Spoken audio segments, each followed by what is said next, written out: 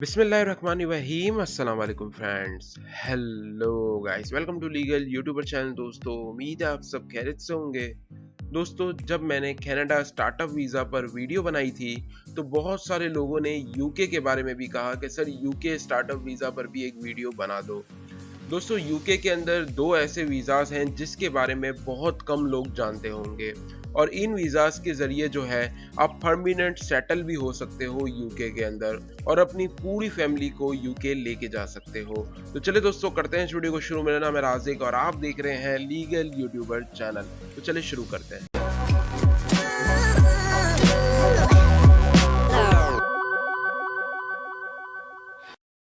Video को start करने से पहले दोस्तों बता दूं कि जिन लोगों ने अब तक चैनल को सब्सक्राइब नहीं किया तो या प्लीज नीचे रेड बटन होगा उसको दबा दो, बेल को दबाना बिल्कुल मत भूलना ताकि आपको मेरा हर नोटिफिकेशन सबसे पहले देखने को मिले। तो दोस्तों, आज हम बात करने वाले हैं स्टार्टअप वीज़ा की और साथ ही में इनोवेटर वीज़ा की।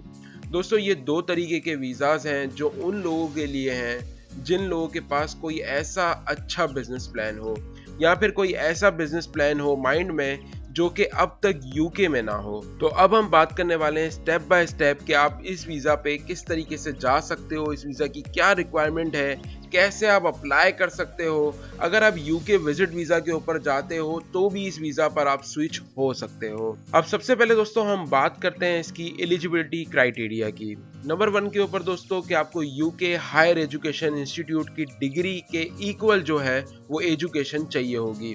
मतलब कि अगर आप इंडिया या पाकिस्तान कहीं से भी आपने एजुकेशन हासिल की है, 12th क्लास आप पास हो, तो फिर आपको जो आपकी जो डिग्री है वो UK higher education institute degree के हिसाब से होनी चाहिए।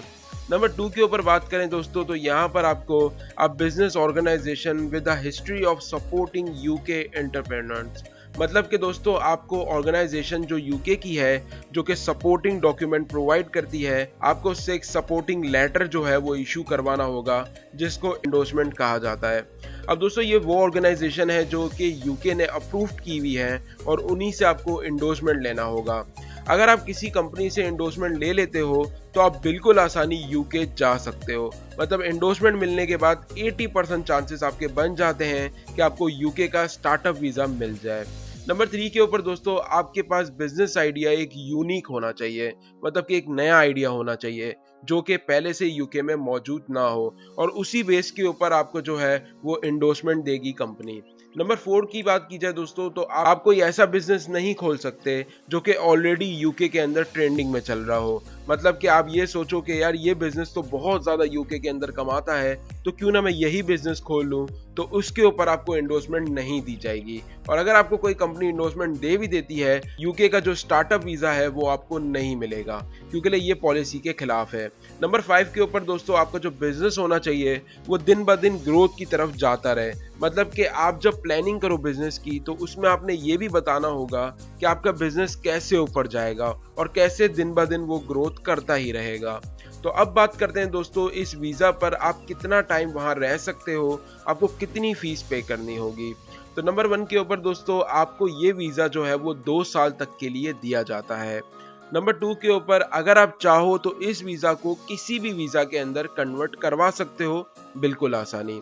नंबर 3 की बात की जाए दोस्तों तो इस वीज़ा की सबसे बुरी चीज़ जो है वो यही है कि ये वीज़ा एक्सटेंडेबल नहीं है। अगर आप यूके के अंदर मज़ीद स्टे करना चाहते हो 2 साल के बाद भी तो आप इसको एक्सटेंड नहीं करा सकते। अब यहाँ तो आपको यूके लेफ्ट करना पड़ेगा और अगर आपका बिजनेस वगैरह है वहाँ पर तो फिर आप इस वीज़ा को जो है वो स्विच करवा सकते हो। अगर आप वहाँ पे मज़ीद रहना चाहते हो तो आपको इनोवेटर वीज़ा की तरफ जो है वो स्विच होना होगा जो कि आपको 3 साल तक के लिए दिया जाता है और 3 साल के बाद आप उस वीज़ा के तहत जो है पीआर भी अप्लाई कर सकते हो। और दोस्तों, अगर आपने जिन भी अप्रूवल बॉडीज से एंडोर्समेंट ली है, मतलब ऑर्गेनाइजेशन से एंडोर्समेंट ली है और वो किसी भी वजह से अपना एंडोर्समेंट जो है वो विड्रॉ कर लेते हैं तो आपका उसी वक्त जो है वो वीज़ा जो है वो ख़त्म हो जाएगा और आपको फ़ौरन ही जो है किसी और कंपनी के पास या ऑर्गेनाइजेशन के पास न्यू एंडोर्समेंट के लिए अप्लाई करना पड़ेगा। ये वीज़ा ऑनलाइन भी अप्लाई किया जा सकता है दोस्तों, और अगर आप विजिट वीज़ा के ऊपर यूके जाते हो तो फिर आप उसको जो है वो कन्वर्ट करवा सकते हो, मतलब विजिट वीज़ा से स्टार्टअप वीज़ा की तरफ जा सकते हो। अगर आप इनसाइड यूके अप्लाई करोगे तो दोस्तों 8 वीक्स का प्रोसेसिंग टाइम है, और अगर आप इंडिया, पाकिस्तान, बांग्लादेश मतलब आउटसाइड यूके जो है वो अप्लाई करते हो तो आपको 3 वीक्स लगेंगे इस वीज़ा को हासिल करने में।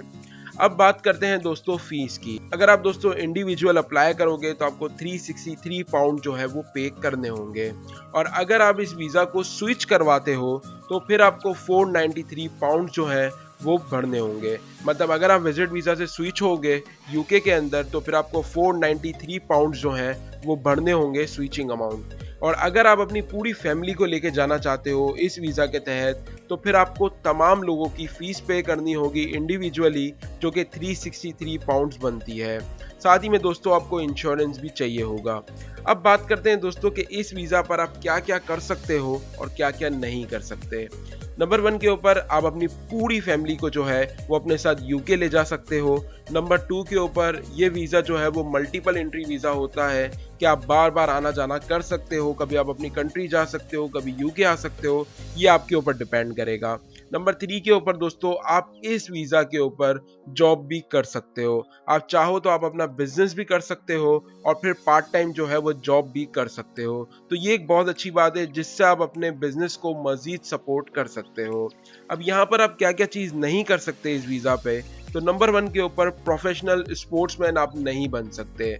नंबर 2 के ऊपर पब्लिक फंड में आप कोई भी पार्टिसिपेट नहीं कर सकते, और नंबर 3 के ऊपर इस वीज़ा पर आप सेटल नहीं हो सकते।